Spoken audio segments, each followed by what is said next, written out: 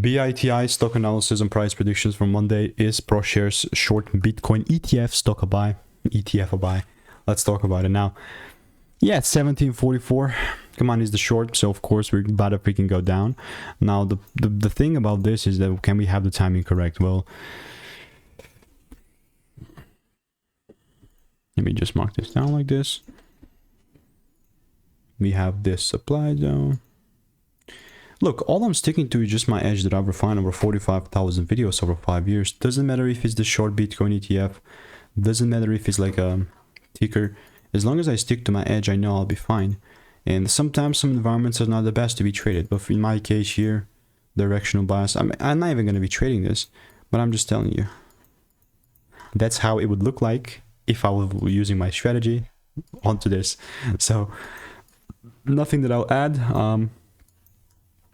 You can see I had some previous ideas here, but we had like a reverse split or something. So that's how we're going to be sitting like. If you want to stay tuned and get free sauce and maybe check all these other tickers that I have covering, click the first link in the description and I will continue to keep you updated. It's free.